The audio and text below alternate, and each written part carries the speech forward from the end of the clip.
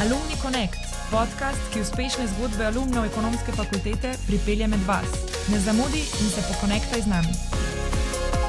V tokratni epizodi je moja gostja Ajda Sibinčič, izkušena strokovnjakinja v HR-ju, podjetnica, predavateljica in pa direktorica podjetja First Class.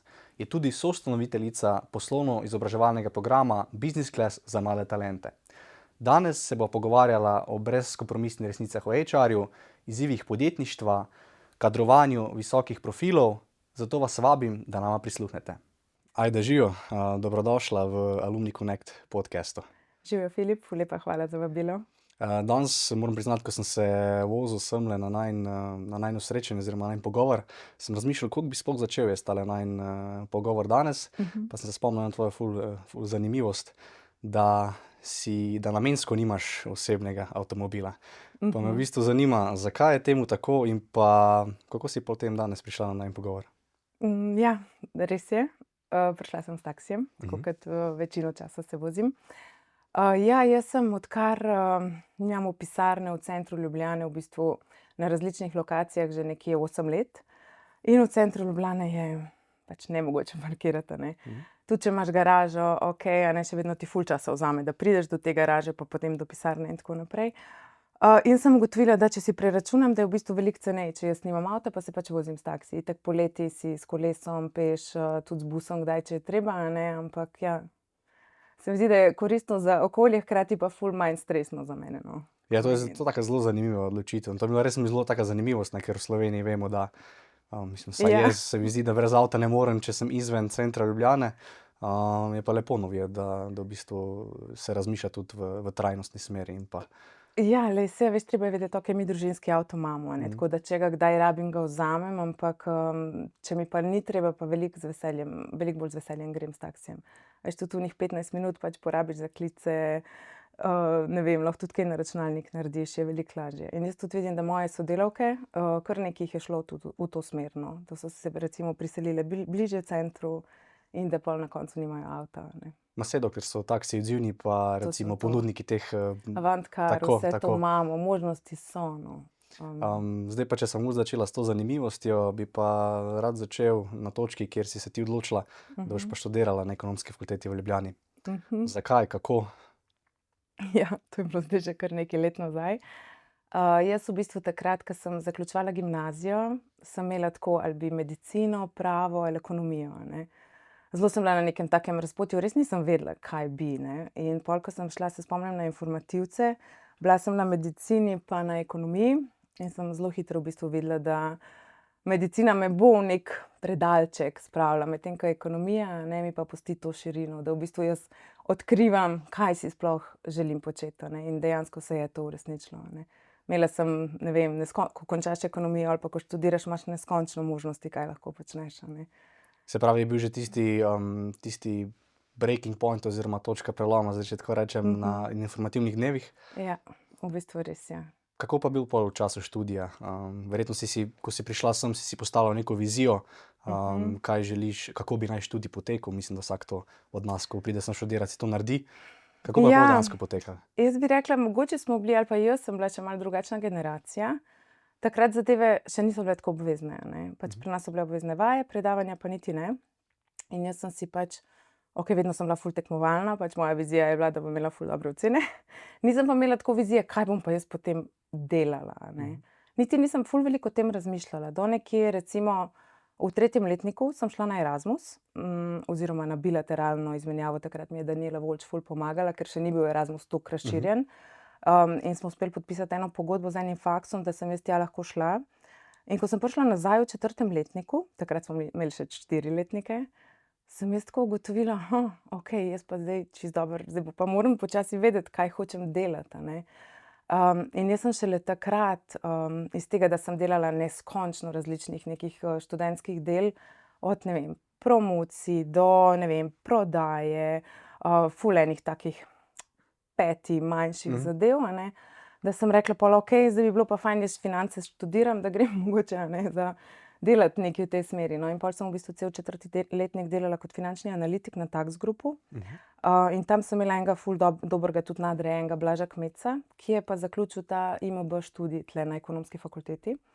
In takrat sem imela v bistvu to zadnjo možnost, da grem na znanstveni magisterij. In takrat sem si rekla, ok, zdaj pa res moram nekaj narediti. In sem takrat v 2 mesecih napisala diplomo, ker če bi vzela absolventa, pol bi pač imela bolonjski magisterij.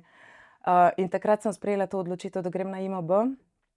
Pa takrat sem tudi, pač, ko sem prišla iz Španije, ugotovila, da imam ful slab network. Da tako, v resnici, veš, ekonomska fakulteta je ogromna, ampak če ti ne hodiš na predavanje, jaz sem bila veliko časa tudi v Velenju, pač jaz sem iz Velenja, in si nisem zgradila tega močnega networka in sem to pač rekla, ok, na IMB bom pa to spremenila. In tam sem res, še zdaj s temi sošolci se ful štekamo, z marsikaterim tudi poslovno sodelujemo. Takrat sem se tudi odločila, sem se aktivirala v alumni klub tistega programa IMB, ki ima svojega. Sem bila pol tudi članica upravnega odbora in sem tudi gradila ta network znotraj generacij. In takrat sem jaz ugotovila, pač, koliko je ta network pomemben, pa še danes ful zagovarjam to, da pač, če si mlad študent, pač izkoristi ta čas, zgradi si en V bistvu dober lahko network. rečemo, da si nekako nadoknadila pol za tiste Ja, leta nazaj. sem, Jaz ja. tudi opažam, da večinoma gosti, ki pridete sem, podobno nekako poveste, kar se tiče networkinga. Jaz tudi sam velikokrat poudarjam študentom, da mogoče premalo izkoriščajo. Sploh mi tukaj na ekonomski fakulteti, moramo se malo pohvaliti, da mislim, da ni boljše fakultete v Ljubljani, kar se tiče networkinga, Se strinjam. da tukaj res zgubljaš veliko priložnost, če v bistvu ne spoznavaš ljudi na kakršenkoli način, pa so to zabave, so to poslovna združenja, Se strinjam. da se povežeš. Zdaj si rekla, da so bili neki ključni mejniki, mogoče nek tvoj mentor na delu, da te je on v bistvu nekako navdušil, da si se potem odločila in diplomirala v 2 mesecih. Ja. Kaj bi rekla, v bistvu bi si mogli vsi nekako najti enega takšnega mentorja že v tako zgodnji fazi? To se mi zdi ključno. To se mi zdi ključno in tekom faksa in pol naprej. Pač ko neko prvo službo izbiraš, tudi mojim kandidatom to rečem, ful je pomembno, kdo bo tvoj nadrejeni.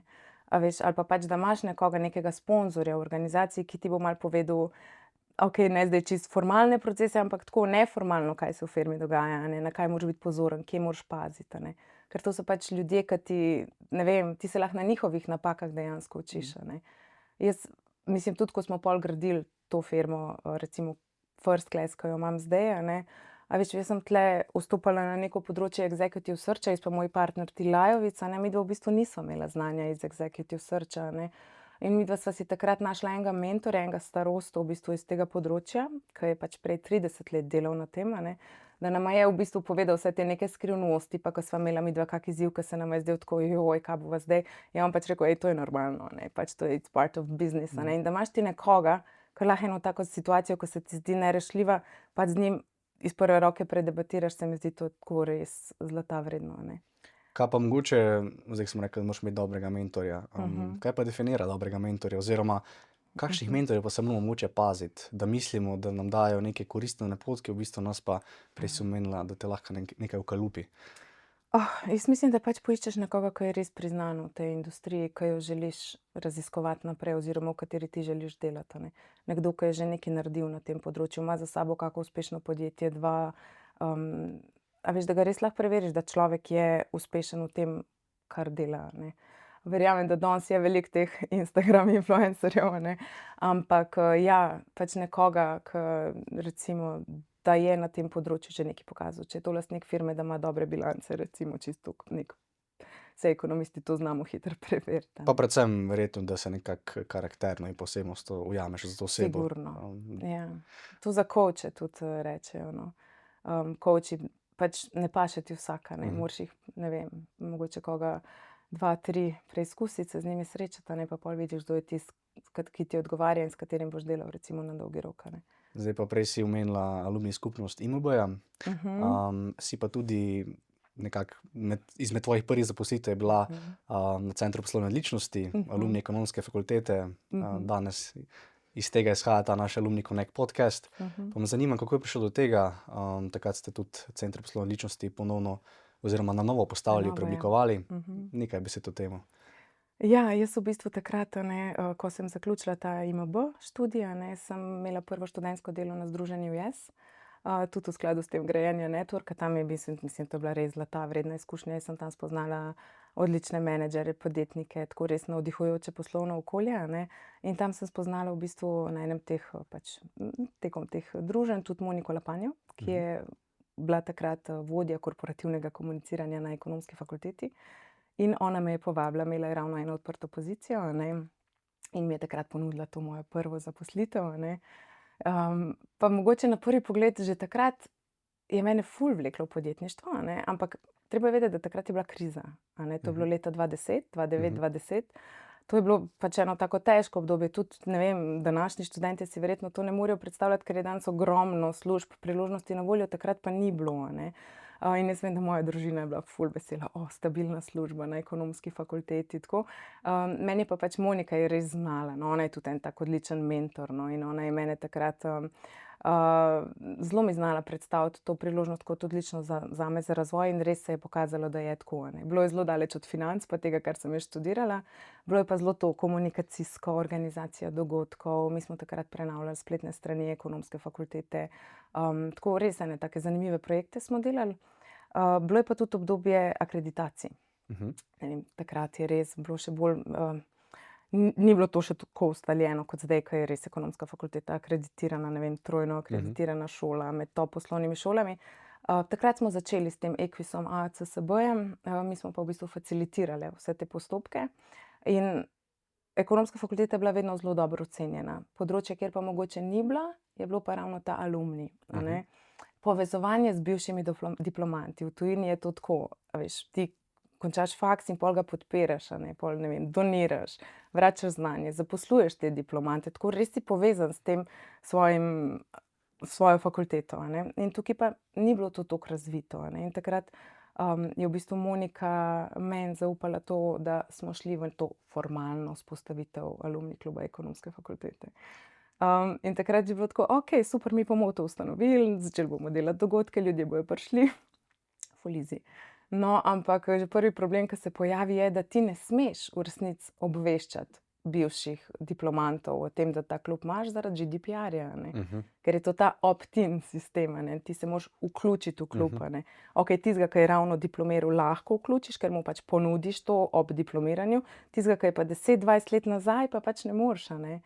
In takrat smo imeli srečo, da smo imeli ful veliko podporo, tudi takrat je bil predsednik Zoran Janković, pa kasneje Janez Škrabec, ki sta nas res ful podpirala s tem, da sta svoje ime v bistvu zastavljala za ta klub, a ne, in da sta nam pomagala promovirati celotno zadevo. Takrat smo pol organizirali, ne vem, če vi to se še spomnite, ampak če se spomniš, no, alumni srečanje na Stožicah.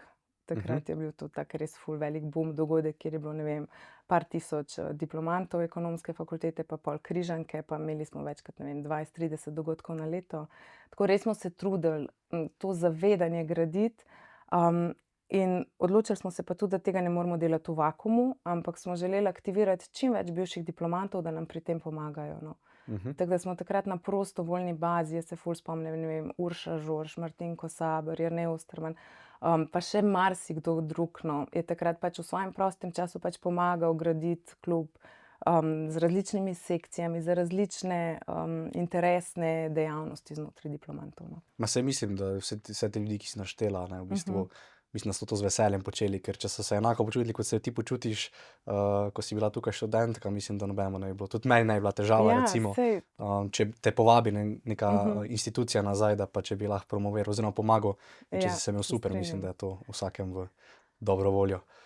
Mislim, da je ekonomska fakulteta res brand, no, in jaz takrat tudi, ko sem šla pol na svoje, pač jaz sem si vedno želela v podjetništvu, tako kot sem rekla, no, in pol, ko sem tule zaključila, sem res tudi odprla svoje podjetje, a ne, in veš, mi je bil ful težek ta preskok, ko smo mi tule prodajali ekonomsko fakulteto ali pa iskali sponzorje za kake dogodke, je bilo vse ful easy, a ne, ker pač ja, valjda ekonomska fakulteta. Ko sem pa jaz pol šla na svoje, pa pol ni bilo več toliko easy, a ne. Tako da ja, ta prehod je bil kar zahteven. To mi je štart od začetka, neprepoznan brand, ni še nekega zaupanja oziroma ne moreš se opirati na neke dejanske projekte uspešne, ki si jih že speljal, ne. Še preden pridemo do tega podjetništva, me zanima, omenila si, ne, študirala si finance, pol si se ukvarjala tukaj z brandingom, s prodajo, z marketingom. A bi se mogli študenti, glede na to, da študirajo neko dotično smer, pa v bistvu potem se njihova poslovna pot razvije v nekaj drugega, a bi se mogli zelo obremenjevati s tem, da so študirali nekaj, zdaj delajo nekaj drugega, ali se mora samo prepustiti? Jaz mislim, da predvsem je pomembno, da poznaš dobro samega sebe. pač težko je to na začetku, ko začenjaš, ampak da nekako imaš to neko svojo vizijo kariere, ki si jo ti želiš, a ne. Jaz, kot sem rekla, na začetku faksa tega nisem imela. Pol, ko sem šla pa na podiplomca, sem si pa to naredila, a ne. Kaj jaz želim nekje v 5 letih doseči, a ne. In sem si takrat prav izrezala iz reviše, neki Šeleshammer svoje želene prihodnosti, no. In danes tudi mladim rečem, pač vzemite si, ne vem, Miro board je eno tako ful dobro online orodje, tabla, v bistvu prazen kanvas, kamor ti lahko lepiš vse, kar želiš, a ne. In tja gor si pač naredite čisto vse, kar si želite, ne vem, v roku 3 do 5 let, a ne.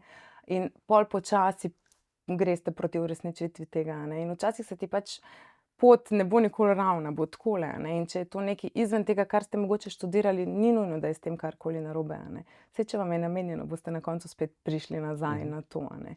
Ne, jaz velikokrat rad uporabim analogijo, da več poti vodi do istega cilja. Drži, ja. Zdaj pa ena moč lahko kot neka avtocesta, ena pa moč malo Ja. nekje po strani, ampak da se verjetno pride do iste točke. Ja, moje izkušnje so, da ni veliko avtocest, a ne, da so večinoma tako zelo rocky roads, ampak saj, kar se naučiš, kar sem se jaz naučila, a ne, pač to so vse priložnosti za učenje, a ne. Neuspeh je samo del te poti, na kateri smo in iz katere se moramo nekaj naučiti. Če stalno ponavljamo iste napake, pol ja, nekaj ne delamo prav. Če pa pač vzameš iz vsake te situacije, ki je pač neprijetna, ti ni po tvojem planu, pač kot lekcijo za učenje in iz tega nekaj potegneš, si pa v bistvu na pravi poti do cilja. Ti se mogoče glih to tisto čaranje na tej poti, da nas te neuspehi nas gradijo pol v Tako, osebo, kjer postanemo na koncu, no. Pač in mindset je tisto, ne, Tako. ki te v resnici definira. Zdaj pa v bistvu, omenila si že svojo podjetniško pot, podjetje First Class. Zdaj me pa zanima naslednji korak, ki je bil od ekonomske fakultete, svoja podjetniška pot, vzpostavitev agencije za zaposlovanje visoko specializiranih kadrov. First Class, zakaj je prišlo do tega?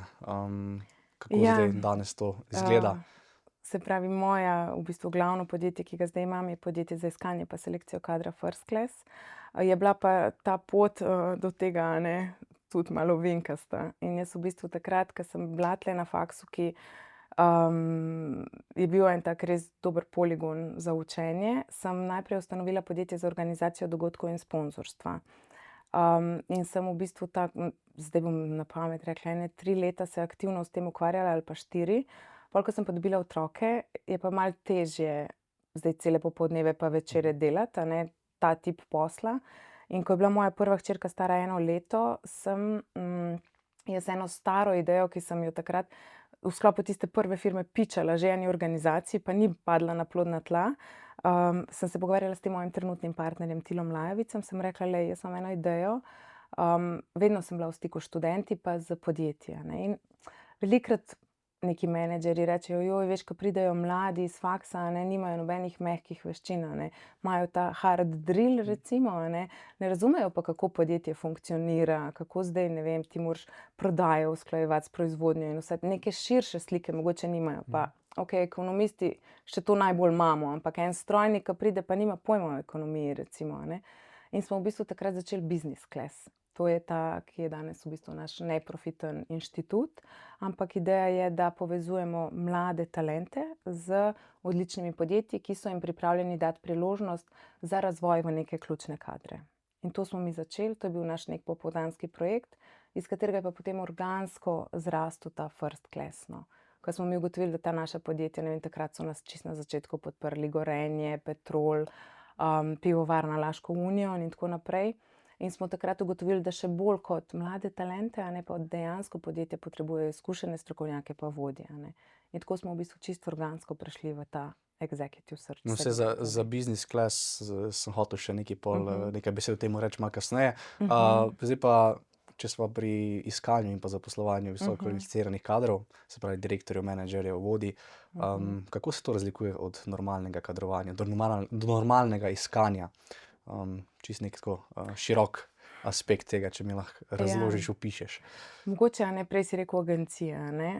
Tukaj, mi smo podjetje za iskanje pa selekcijo kadra, to jaz vedno tako zelo razlikujem, a ne. Agencije so ta širši aspekt, a ne, oni imajo tule tudi proizvodne delavce, te bolj masovne kadre, a ne. Mi pa vedno delamo to fino selekcijo, a ne, za neke ključne pozicije.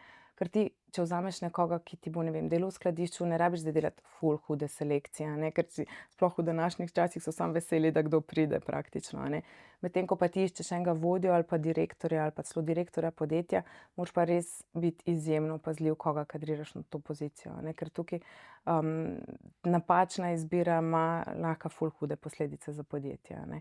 In zato naši postopki selekcije so zelo kompleksni, a ne. Tukaj jaz vedno rečem, razgovor je najmanj zanesljiva oblika selekcije, ne. Ker ko ti prideš na razgovor ali pa pač neki kandidat pride na razgovor, se vedno pač predstavi v najboljši luči, a ne. Jaz sem super, in sploh, a ne. Hkrati pa ne pozna nekih svojih slepih peg, a ne. Niti zares včasih ne vemo, kje nismo dobri, a ne. Zato je ta razgovor, pa če nimaš res kilometrine, lahko zelo neko slepilo, a ne. Zato jaz vedno rečem pač, selekcijski proces mora biti sestavljen iz večjih inputov, a ne. Tukaj imamo neki tehnični razgovor, vedenjski intervju, profiliranja, razna možnosti imamo, katero orodje bomo tule uporabili, preverjanje referenc, a ne, in pa še kak test drive. Bodisi je to naloga, bodisi je to day at the office, pač da dobiš čim več inputov o tem kandidatu in skušaš simulirati že tekom selekcijskega postopka, kako se bo on, ko bo prišel v podjetje, vedel, a ne. A to v bistvu vi izvedete že preden sploh recimo pride v stik s podjetjem? Se pravi, to vse vi izvajate? Vedno v sodelovanju s podjetjem. Vedno v sodelovanju s podjetjem. Zato ker ti moraš najprej kandidata motivirati. Če bo on prišel najprej k nam, a ne, pa ne bo videl naročnika, ne bo isto, a ne. Se pravi, mi izvedemo najprej neko grobo profiliranje, a ne. Se pravi, da sploh ustrenimo, je kandidat tehnično, ima tiste kljukice, ki jih mi iščemo, a ima tiste osnovne osebnostne lastnosti, ki jih rabimo, potem pa kandidata predstavimo naročniku, a ne. A pa te vse karakteristike strogo natančno podjetje vam zahteva, ali to v bistvu vi iz podlage izkušenj naredite neko kombinacijo obojega? V sodelovanju s podjetjem vedno, a ne, glede na to, kdo je v ekipi. Mi imamo tudi ene teste, ki ti v bistvu pomagajo profilirati pozicijo glede na to, kaj v ekipi imaš. Katere kompetence imaš v ekipi, pa katere neke osebnostne lastnosti imaš, a ne. A veš, če imaš ti v ekipi vse, ki so zelo usmerjeni v cilj, pa nimaš nobenega, ki je usmerjen v procese, imaš lahko hiter problem, a ne, da pač dolgoročno ta firma ne bo vzdržna, ker ne bo imela temeljev postavljenih, a ne. A veš, in če ti identificiraš, da imaš ta problem, lahko v ekipo dodajaš nekoga, ki je pa zelo procesno usmerjen, zato da bo pomagal tej ekipi, ki je sicer ima super rezultate kratkoročno, postavil tudi temelje, da bojo pač ti rezultati obstali na dolgi rok, a ne. A pa v Sloveniji naročniki razumejo, kako pomembni so ti procesi oziroma ti postopki različni, kakor si opisala, ali smo še mi bolj tam, da dajmo 3 kroge razgovorov, pa bomo videli, kaj ostane? Ja, saj glih to, a ne. Mislim, da ti naročniki, ke z nami, mi imamo zelo veliko naročnikov, s katerimi delamo že leta, a ne. Se zelo zavedajo tega, in zelo dobro sodelujejo. Nekatera podjetja imajo tudi interno ful dobro razvite že te procese, a ne. Kakšna podjetja so pa taka, ja, pač saj ni treba, saj imamo mi ful dober feeling, saj znamo, a ne. Ampak glej, mi smo imeli tudi primere, ne vem, ko je bilo eno podjetje, ke smo mi začeli sodelovati, oni so rabili, ne vem, 10 IT-jevcev, pa to niso pač vodstvene, ampak strokovne pozicije, a ne, in so imeli ful težave s fluktuacijo. Mislim, oni so praktično vsakega, ki so ga zaposlili, jim je šel, a ne. In zato smo mi takrat rekli, okej, glej, mi ne bomo šli v ta projekt, če se ne bomo zmenili, da vam pomagamo postaviti tudi onboarding procese, a ne. Ker, a veš ti, mi lahko superstarja pripeljemo, pa če on ne bo v redu onboardan, bo ful majhna verjetnost, da bo njemu zares uspelo v tej organizaciji, a ne. In pol smo recimo temu konkretnemu podjetju pomagali postaviti onboarding, imeli smo izobraževanja za vodje, v bistvu kako biti dober mentor, a ne. In je bil na koncu rezultat tak, da jih je 9 od 9, ki smo jih pripeljali, v bistvu ostalo v tem podjetju, a ne. Tako da so bili super zadovoljni s tem, a ne. Ampak hočem reči, pač vsak proces se tukaj povezuje, a ne. Tudi selekcija je ključna, samo če pa pol, ko je selekcija narejena, nismo onboardinga dobro poštimali, a ne, pa a veš, verjetnost, da bo ta projekt uspešen, se pač zniža, a ne.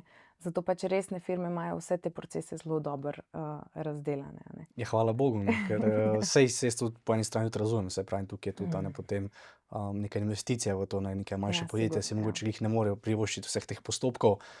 Se mi zdi pa, no, kakor po občutku ali pa nekaj v teoriji, se mi zdi, da v Sloveniji tudi se ta klima, kar se tiče tega, ful popravlja, no, da se podjetja res trudijo, pa potem z onboarding programom sploh te neke večje znamke, ki so prisotne tukaj že kar nekaj časa. Sigurno. Mislim, po koroni, ko je bil ta boom zaposlovanja sploh na visoko izobraženih profilih, so se mogla podjetja kar potruditi, no, da so bila konkurenčna na tem trgu. In mislim, da se je v tem času marsikaj zelo izboljšalo, ne.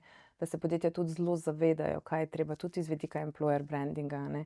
Jaz vidim ful diskrepanco. Imamo super firme, ki imajo res dobre odnose, dobro skrbijo za zaposlene, pa jih veliko ljudi sploh ne pozna, ne, ker se ne mečejo ven, ali pa ni, tako sem zdaj grdo rekla, ampak nimajo employer brandinga razdelanega. Imaš pa na drugi strani firme, ki imajo odličen employer branding, pa res vsi kandidati, wow, tja bi šel, noter pa mogoče niso vse stvari tako sanjske, ne. Ja, s tem se bi pa res zelo strinjal, ker sem tudi že sam, mislim, opažam, ker sodelujem na več različnih projektih in pač imamo ene par močnih igralcev, kar se tiče employer brandinga, pa ni toliko v bistvu spoznaš koga na osebni ravni, ki je delal tam, pa pove, da ni v bistvu toliko, ker toliko se kaže navzven. Pa me še pa zanima, nekje sem zasledil, da si ful zagovornica, da se glede plače čim prej pogovorimo.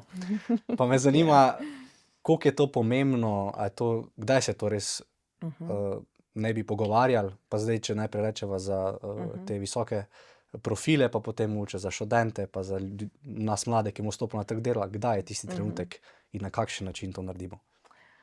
Takole, pač plače se ful razlikujejo, a ne, mi delamo, ne vem, v 30% za tuja podjetja, a ne, pa 70% recimo za lokalna in že tle so ful velike razlike v plačah, a ne, in pol se zelo razlikujejo glede na pozicije, glede na področje, a ne, zato jaz vedno rečem, ja, pač pogovorimo se vsaj načelno v nekem rangu takoj, pač po tistem nekem uvodnem pogovoru, ki ga imamo, zato da ne izgubljamo časa, pa si ne delamo nekih utvar, a ne. Ker lahko je vrhunski kandidat, pa če ima on zdaj trenutno plačo, ne vem, da si bom čisto zmislila, 3 bruto, a ne, mi mu pa lahko ponudimo 2,5, skoraj sigurno na koncu ne bo zamenjal, a ne, razen če je to res neka sanjska karierna priložnost, a ne. Vedno pa pač priporočam kandidatom, da te teme ne odprete sami, a ne. Kaj pa, če je podjetje ne želi odpreti? Dost zgodaj. Jaz vedno gledam na selekcijski proces kot iz nekega podobno kot prodaja, no. In tudi, ko ti prodajaš, v resnici ne rečeš, ja, naša storitev stane pa toliko. Vedno pač počakaš, da te drug vpraša, no, koliko pa zdaj to stane, ali pa kako vi zaračunavate svojo storitev, a ne. In zato tudi mislim, da kandidat pač načeloma tega naj ne bi vprašal, vsaj nikakor pa ne na prvem razgovoru, a ne. Če gremo pa pol globlje v proces, pa če želijo, da že ne vem kakšne naloge rešujete, pa investirate ful časa v to, a ne, pol pa mogoče je smiselno vsaj zelo vljudno nasloviti to vprašanje, a ne. Kaj pa je tisto, kar vi recimo ponujate, a ne. Z veseljem gremo v to, pripravimo vse te zadeve, imam pa trenutno že recimo tako plačo ali pa tak paket, a ne, in bi želel vedeti, ali lahko se tle srečamo oziroma pridemo skupaj, a ne. Se pravi, čeprav zdaj razumem, se verjetno pri profilih, ki so za direktorje, dosti prej lahko o tem pogovarjamo, ker mogoče to tudi en tak aspekt, ki je za njih pomemben, da bojo zamenjali. Sigurno, ja. Mogoče pri mladih pa najprej, da počakamo, sploh če so neke prve zaposlitve. Ja, ker tukaj pri mladih tudi niso zdaj take investicije, da rečem, a ne, pač urne postavke so zelo podobne recimo, a ne, ne vem, par evrov razlike je urna postavka, medtem ko govorimo pa o nekih izvršnih pozicijah, a ne, imamo pa tle plače od, ne vem, 70,000 pa tudi do 200, 250 na leto, ne. In so tukaj bistvene razlike, a ne, in zato tukaj lahko izgubiš ful enega časa. Povzročiš ful tudi razočaranja, če na koncu po enem mesecu pogajanja ugotoviš, da smo pa čisto narazen, a ne. Kaj pa recimo, ko smo prej rekla, dosti onboarding proces in pa ta nek celoten proces, da pa v bistvu ti podjetje, recimo, da ponudijo nekemu mlademu, zdaj boš delal za minimalca, ampak mi ti pa omogočamo, da boš pa v teh točkah zrastel, pa boš, ne vem, toliko pa toliko napredoval. A je to dobro, a se bi mogli mladi na ta način recimo prodati, pa reči, okej, ali je vseeno, kakor si rekla prej, dobra prodaja se naredi, ko se pogajamo. A se moraš v vsakem primeru pogajati? Mislim, odvisno, koliko si dober, pa koliko te rabijo. Če je pač veliko tega kadra ali pa veliko teh študentov, ki iščejo to priložnost, pa je težko zdaj dobiti službo, pol bi jaz vedno rekla, vzemi priložnost za učenje, a ne, saj, če si res pač dober, pa se boš učil, pa boš proaktiven, pa imel ideje, te bojo prepoznali, če te pa ne bojo, boš pa pač zamenjal, a ne. Tako da jaz mislim, da če je konkurenca velika, a ne, potem je mogoče fajn, da sprejmeš, še vedno pa lahko vprašaš, a se da čez pol leta, ko se bo mes izkazal, a ne, a lahko govorimo takrat o nekem povečanju. Da imaš vsaj nek plan za naprej narejen, a ne, ker tebi zdaj pol leta ne pomeni ogromno, a ne. Je pa res, da ta izhodiščna plača nas kar definira, a ne. Če, pa okej, tukaj so zdaj generacije drugačne, a ne. Gen Z veliko bolj pogosto menja službe kot recimo generacije prej, recimo naša generacija, ki je izhajala iz krize, a ne, ki smo pač imeli malo drugačne vrednote oziroma tudi pričakovanja iz vidika trga dela. Trenutno je to veliko bolj dinamično in ni tako drastično, če narobno prvo zaposlitev recimo sprejmeš, a ne, ker načeloma boš imel priložnosti, da boš to popravil, a ne. Zdaj, ko si rekla na generacije Z, vedno zdaj, mislim, če dalje bolj, pa zdaj moče že celo malo mim, se pogovarjamo, ne, te neke negativne aspekte obešamo v naši generaciji Z, da koliko smo drugačni od prejšnjih, ali to narobe, da imajo drugačna pričakovanja, kar se tiče, pa ne samo plač, nasplošno samega dela. Ja, zelo veliko se pogovarjamo res o tem, a ne. Drugačna generacija, veliko manj potrpežljiva generacija, kot so bile prejšnje, a ne. Je pa dejstvo, da smo pač v obdobju konjunkture že kar nekaj let, a ne. Priložnosti je ogromno, ne z vidika služb samo, ampak tudi z vidika, ne vem, nekih side jobov, freelancerstva in vsega tega. In ja, jaz mislim, da je v resnici, kar jaz cenim pri tej generaciji, to, da znate reči ne, a ne. Vi niste, vsaj pač vedno posplošujem, a ne, pač tukaj neka Gauss pa večina je tule noter, a ne. Da ste pripravljeni reči ne, a ne, jaz pa ne bom. Meni je bolj pomemben moj osebni čas ali pa bolj pomembna tista popoldanska side gig, ki ga jaz imam, ki ga zelo veliko mladih v bistvu ima več različnih projektov, na katerih dela, a ne. In to je nekaj, kar recimo moja generacija po mojem ne zna reči ali pa ni znala reči, a ne. Zdaj, dokler ne bo neka velika kriza prišla, bo to vse šlo, pa bo po mojem vse super. Zdaj, če bo pa res nekaj počelo, pa se bo trg zakrčil, tako kot se je recimo 2008-2009, a ne, oziroma takrat, ko smo pač mi prihajali na trg dela, bo pa slika malo drugačna, a ne. Pač pomembno je, da se učiš, ampak ob tem, ko se ti učiš v neki firmi, moraš vedeti, da tudi mentor, sodelavci investirajo čas vate, a ne. Pač jaz mislim, da je treba biti toliko fer, da tudi ti daješ nazaj, da se pač maksimalno potrudiš in dejansko prispevaš k temu podjetju, a ne. In pač, da skušaš ta attitude, a ne, jaz vedno rečem, don't be hard to work with, sploh, ko si na začetku kariere. Pač ne biti kreten, ne biti komplikator, a ne. Če smo se nekaj zmenili, to narediti, a ne. Ker tako te bojo tudi pol cenili, a ne. In ti pač tekom vseh svojih iteracij, ki jih imaš, služb, projektov, gradiš zaupanje, a ne. In to je tvoj največji del tebe, del tvojega brenda in mi vedno preverjamo reference, recimo tekom selekcijskih postopkov, a ne. In ja, mogoče si kdaj failil, samo še vedno ljudje si bojo zapomnili, kako so se počutili, ko so s tabo delali. A so se dobro počutili ali so se počutili slabo, a ne. Ne bojo se spomnili, kaj točno si ti rekel v neki situaciji, spomnili se pa bojo, kako so se počutili, a ne. In jaz vedno pač rečem mladim, okej, tudi če ste nezadovoljni, daj, a veš, probajte s pozitivnim attitudom te stvari komunicirati naprej, a ne, ker pač organizacije niso idealne, vodje so ful obremenjeni, a ne, ne morejo ti pač, a veš, zdaj skozi biti z enim mladim pa ga razvijati, trudijo se nekako po svojih najboljših močeh, a ne. Pač izražite svoja mnenja, hkrati pa bodite pripravljeni tudi slišati drugo mnenje in se izboljšati oziroma skušati to vedenje pač izboljšati, da bo bolj ustrezalo organizaciji, a ne. Če je pa tukaj ful velik razkorak, pol pa pač seveda se vedno lahko tudi poslovite. No, se te pa ne glede na katerikoli točki si v življenju se pol tudi poslovimo. Ne, sej, zelo se bi strinjal, ne, ker kaj hočem povedati, je moram malo bran stopiti.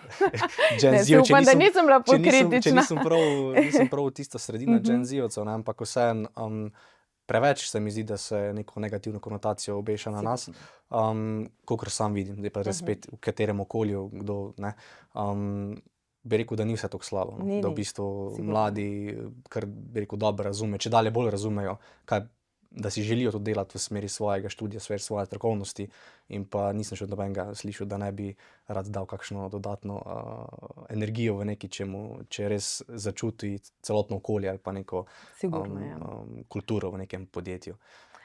Mislim, mi imamo tudi, veliko delamo študenti in imamo res krasne predstavnike Gen Z-ja, tako, saj spet zelo posplošujemo, ampak imaš super izjeme, plus da, kar je ful velika prednost, je, da obvladajo vsa moderna orodja, ne. Tudi ta generative AI, tukaj se ful vidi razlika, koliko hitro pač ta generacija dojema stvari, a ne.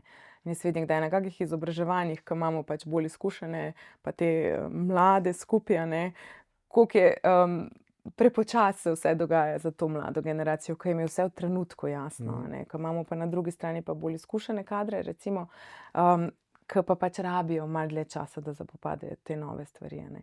In kar jaz mislim, kam gre prihodnost, pač iskati most med tema dvema, najti način, da dobro med sabo funkcionirajo in da izkoristimo v bistvu, ali pa pač, da damo priložnost mladim z njihovimi idejami, znanjem, kompetencami, hitrostjo, ki jo imajo, pa kritičnim razmišljanjem, ki ga ima ta bolj izkušena generacija, ne.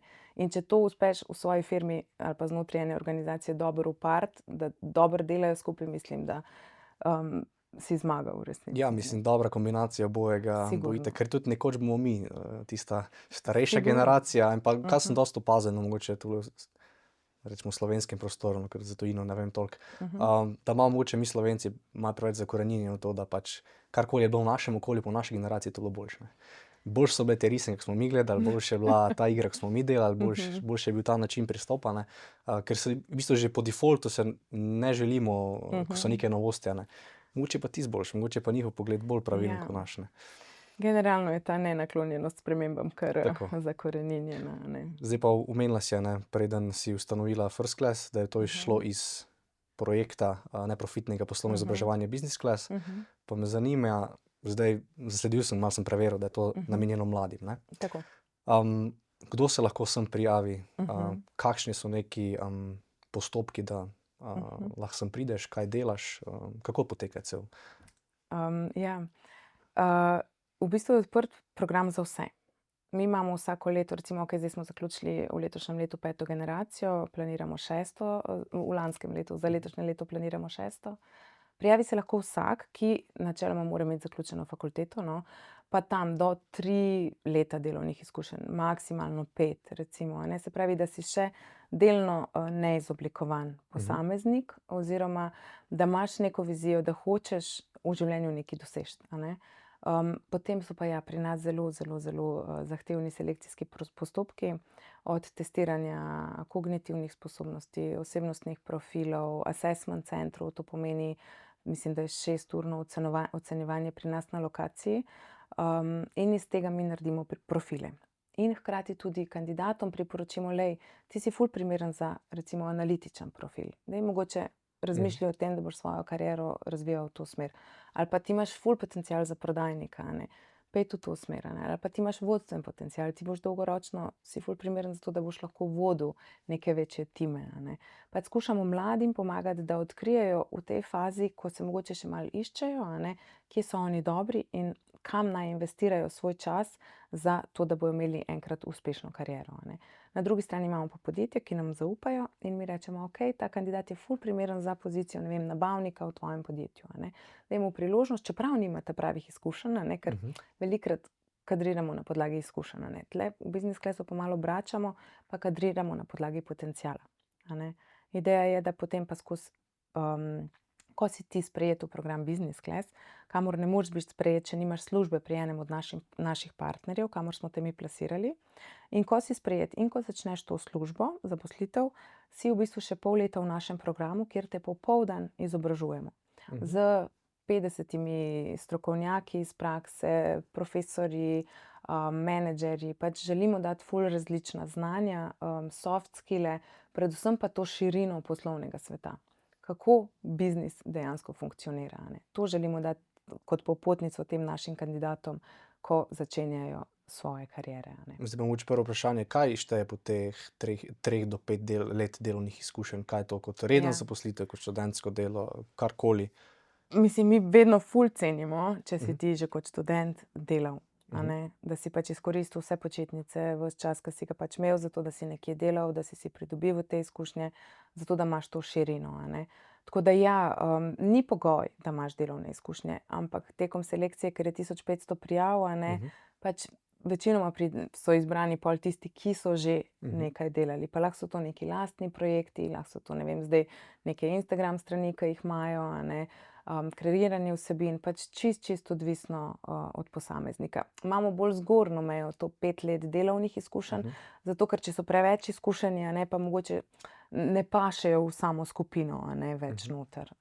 Zato je to. Vse nas, ves čas nas spodbujajo, boste naredili kaj tudi za starejše, a veš, pol na prehodu iz tega, ko si ti nek strokoven kader v firmi, kako pač priti zdaj do tega nekega middle management ali pa pač vodilnega položaja, a ne. A pa v bistvu, se pravi, to je ne glede na vrsto študija, ne glede Tako, na ne glede na izobrazbo, vse. ki jo imaš. Koliko je pa nekako tako velika skupina na generacijo, zdaj, če smo rekli, da bo tam od šesta? 20, 25, maks je bilo pa 30 po mojem, no. Tako zelo, veš, ker kaj je kompleksnost business class, a ne, ti moraš najprej narediti selekcijo, pa moraš pa še to upariti s potrebami podjetja, a ne. In to so postopki, ki ful dolgo trajajo. Najprej traja pri nas selekcija, potem pa še v podjetju traja selekcija, a ne. In zdaj, da se tukaj res ti vse poklopi, da pride do podpisa pogodbe, a ne, pač ne moreš ti na maso tega delati, a ne. In zato je tudi to bolj tak butičen program. Res je veliko dela in vedno smo tako, preden ga začnemo, a bomo res šli v to. In zdaj smo spet ravno na tem razpotju, a bomo odprli prijave zdajle. Mislim, meni se zdi super, no, kakor sem jaz pogledal, bi se rekel, to je taka super, ja. edinstvena priložnost za nekoga, ki pač se vidi, da, mislim, ne da se vidi, vsak lahko Ja, itak. dobi neko dodano vrednost, kar se tega tiče. Jaz upam, da bo še več tega v Sloveniji, ne samo eden, ne. Se strinjam. Sej skozi imamo malo to v planu, ampak imamo toliko drugih projektov, da v bistvu rabimo eno gonilno silo tega projekta, no. Ker včasih sva bila to jaz pa Til, zdaj sva pa pač vsak na svojih projektih in ni zdaj to prvi fokus recimo naš, a ne, ampak je res tak nice to have projekt in pol, ko pridejo kandidati, ke imamo mi tudi pač naši alumni, pridejo na srečanje in so vsi, kdaj boste spet, kdaj dobimo kake nove sodelavce, a ne, in pol je to tisto, kar nas spodbudi, da spet odpremo novo generacijo, a ne.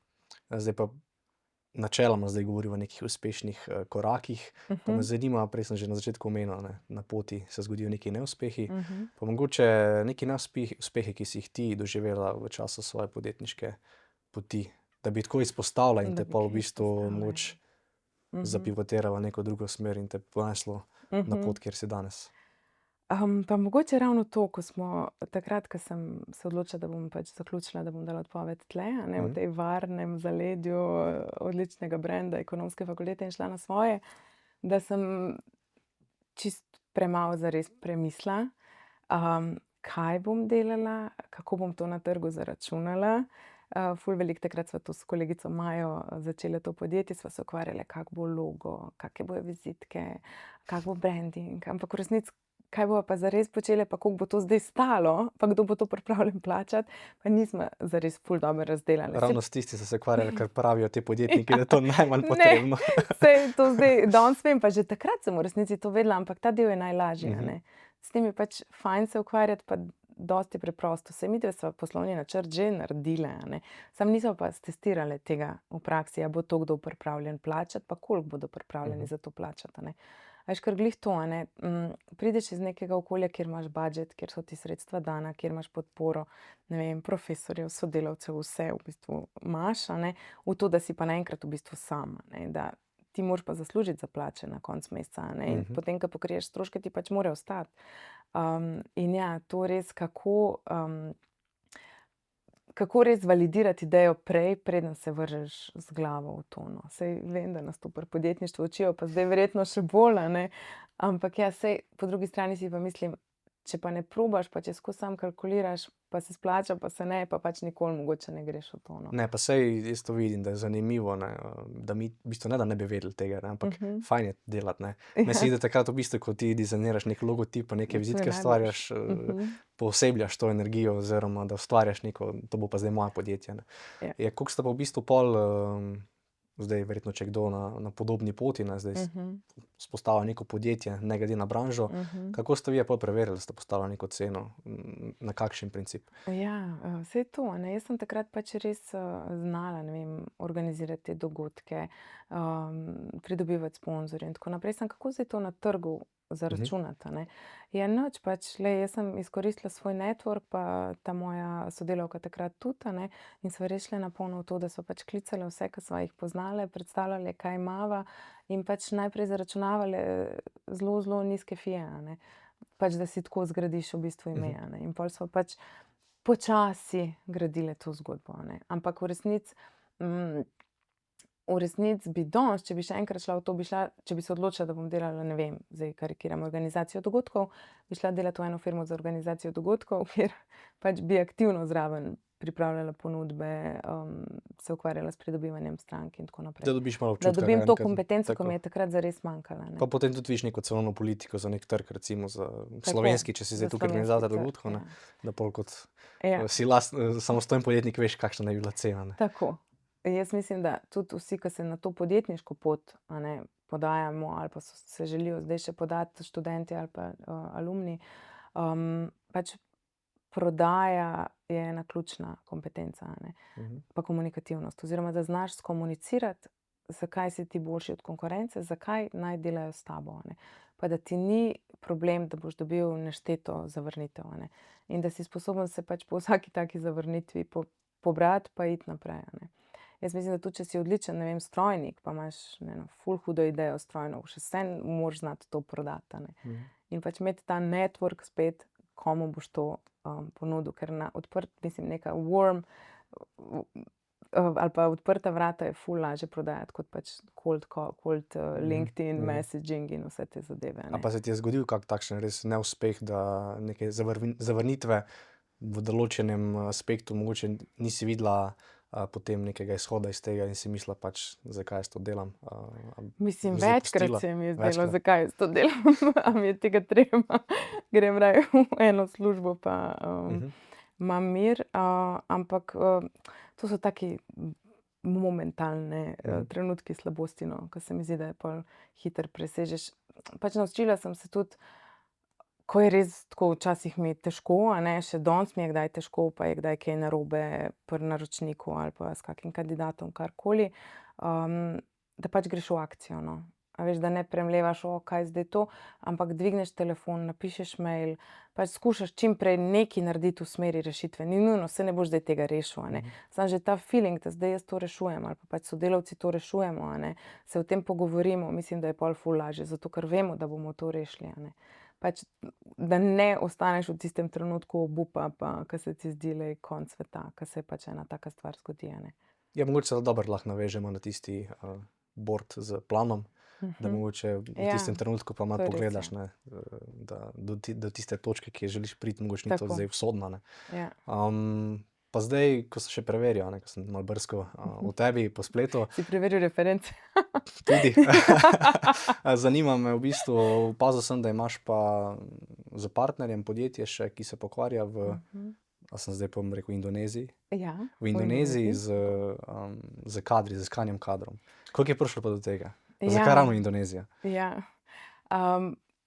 To podjetje je v bistvu aplikacija, ne ukvarja se recimo z iskanjem kadra tako, kot ga mi počnemo, ampak je osnovna ideja ta, da trenutno na svetu je ful problem dobiti ljudi, ki bi fizično delali.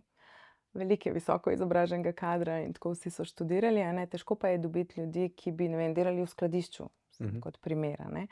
In mi smo rekli, okej, daj ponudimo eno platformo, ki bo povezovala v bistvu tiste, ki potrebujejo neko dodatne delavce, a ne, recimo eno skladišče na Black Friday rabi naenkrat 100 dodatnih zaposlenih, delavcev, ki jih ne bo zaposlilo. Hkrati imamo pa ljudi, ki živijo na robu preživetja, a ne, na neki minimalni plači, delajo v eni proizvodnji recimo, a ne, imajo pa popoldan 4 ure prosto, pa lahko ta čas izkoristijo za to, da grejo, ne vem, box movat, a ne, pa to je samo en primer. In to je bila ta neka osnovna ideja, a ne, in jaz sem to pač razmišljala, kako bi to spravili v življenje. In sem se tule v Sloveniji pogovarjala in so mi vsi, ti si nora, ti bojo vsi rekli, da spodbujaš delo na črno, a ne. Pa dejansko ni res, zato ker pač dela na črno je že itak ogromno, a ne, to je pač velik V del vseh vseh. segmentih je. Tako. In Ja. ta aplikacija pa v bistvu pomaga facilitirati to, a ne, zato ker mi lahko odvedemo davek od te transakcije, ke se zgodi, a ne. No, ampak vseeno v Sloveniji je bilo tudi čisto preveč kompleksno plus premali trg.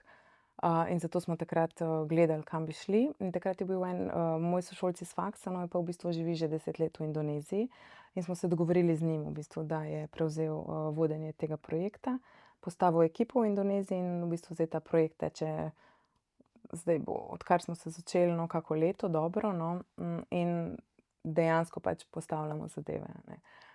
Indonezija je država z 270 milijoni prebivalcev.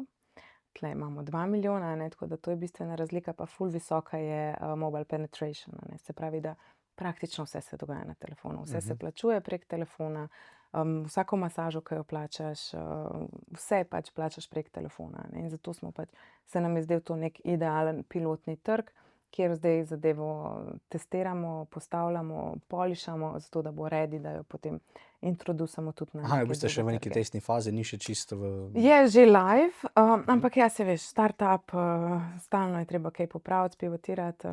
Sreča imamo tle super development v Sloveniji, tle imamo pa pač core tega razvoja.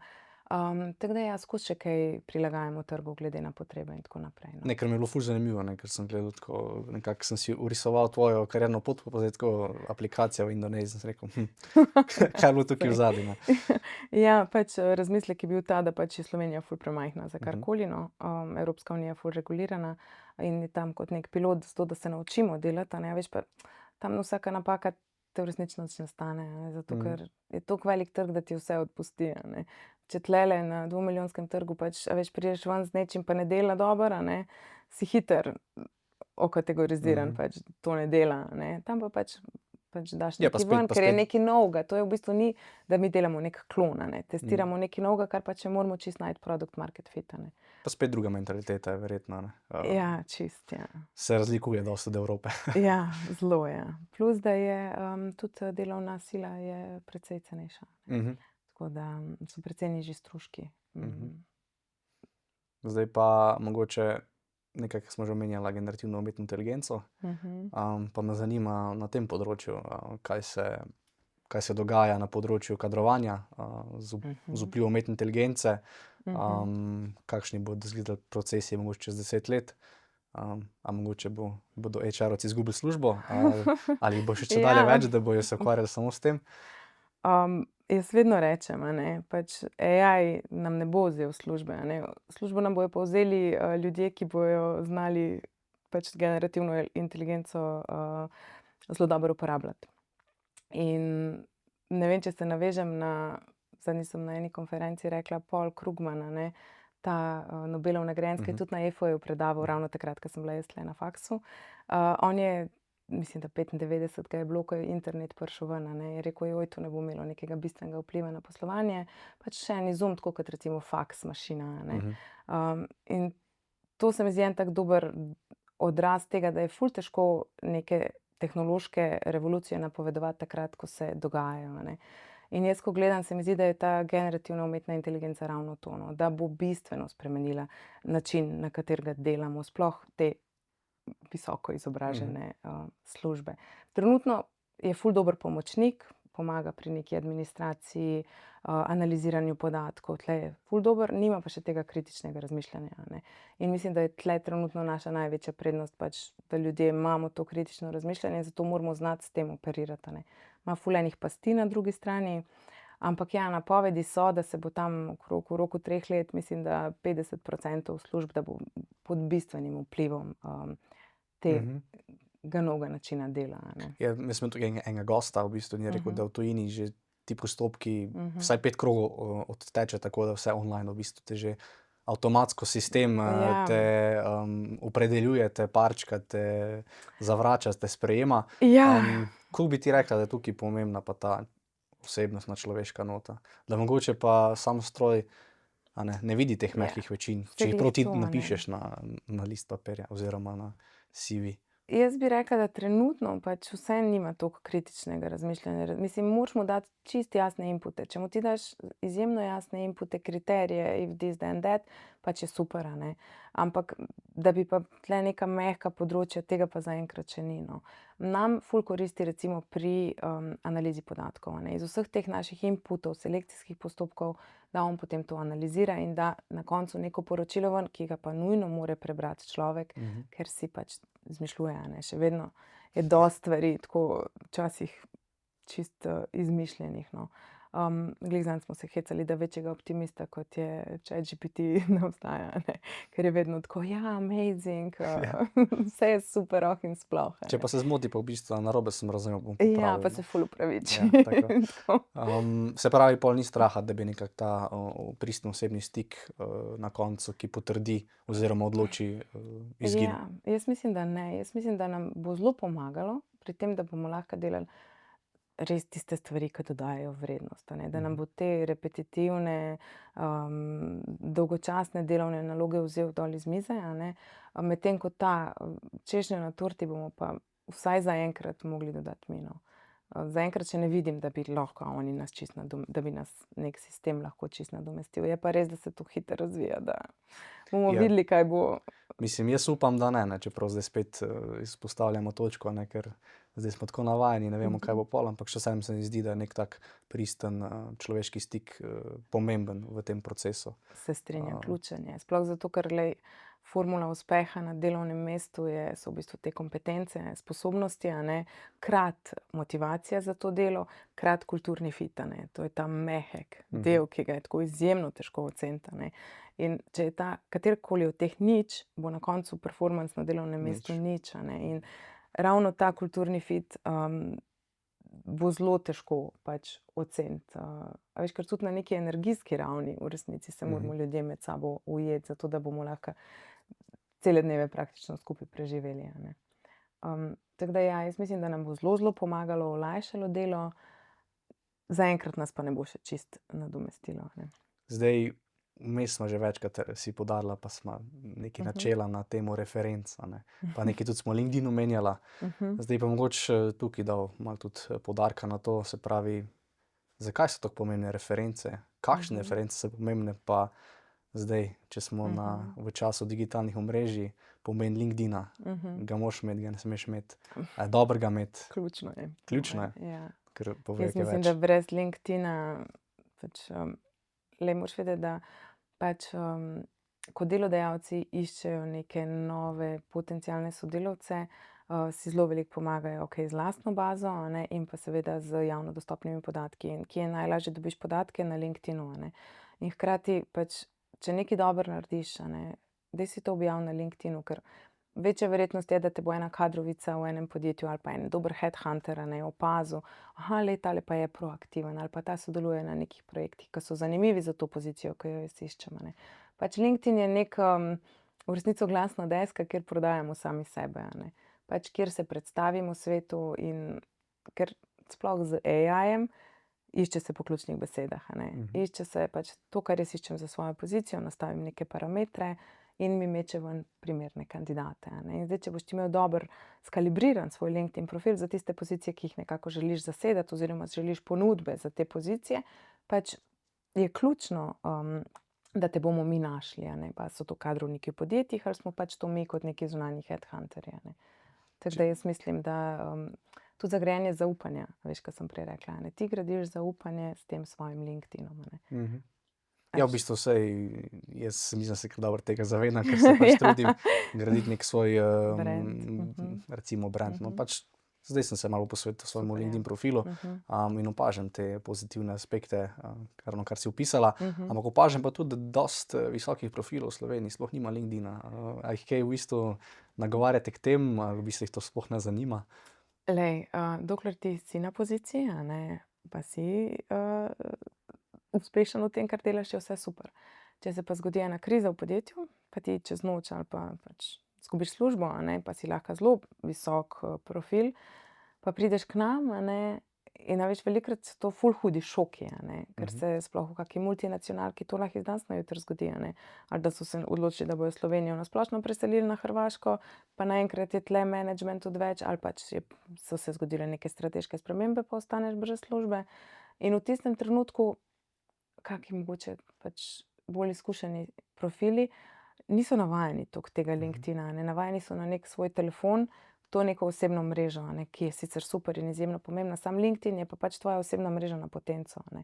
In jaz vedno vsem rečem, zdaj se pa usedite, razmislite, kaj hočete, kaj je tista pozicija, ki jo želite, kje ste dobri, kje lahko vi dodate vrednost in to spišite s pomočjo AI-ja, meni je vseeno, ne, ampak pač pazite, da to ne bo zgledno napisano s pomočjo AI-ja. On ti lahko ful pomaga, da ti dobro zadeve spiše, ti moraš pa spolišati, da bo to tvoj voice, če še nimaš recimo spromptanga svojega asistenta na ta način, da zna pisati v tvojem imenu. Ne. Ja, saj v bistvu jaz tudi večkrat pravim poudariti, no, tista avtentičnost je zelo pomembna. Avtentičnost je Nekako, ključna. da neko rdečo nit pelje skozi.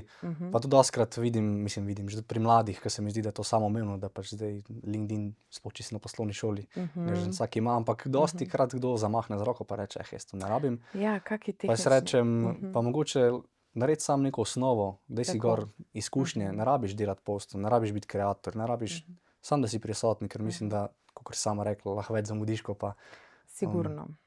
Jaz mislim, da je to pač ful škoda, da ne bi izkoristili tega. No, pa res je dosti preprosto. Vzameš si nekaj časa, a ne. Okej, če zdaj hočemo objavljati redno vsebine, je treba investirati nekaj časa v to, ampak se tudi to zelo splača, a ne. Jaz trenutno tega ne počnem, ampak imam skozi malo v planu, da zdaj bom pa res začela spet kaj ampak objavljati. first class pa business class pa kar je Ja, aktivno. ja, to pa je. poteka. Pa imamo našo Emo, ki super skrbi za to. Odlično.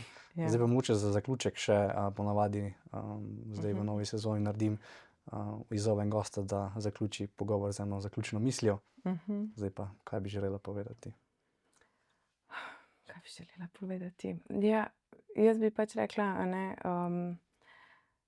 to, pač naredite si neko želeno vizijo svoje kariere ali pa tudi svojega življenja na splošno, a ne, ker če tega ne boste imeli, vas bo premikalo sem pa tja, a ne. In pol naredite vse za to, da uresničite to vizijo. Vztrajite, pejte z glavo skozi, če je treba, a ne. Predvsem pa zaupajte, da bo na koncu vse tako, kot mora biti, če ne še ni konec. Ja, najlepša hvala za tale pogovor, jaz sem ful Hvala, užival. Filip. Pa želim ti veliko uspehov še naprej na vseh podjetniških poteh in projektih, ki jih počneš. Najlepša hvala, Filip. Zate me sploh ne skrbi, glede na vse, kar sem danes slišala. Hvala ti.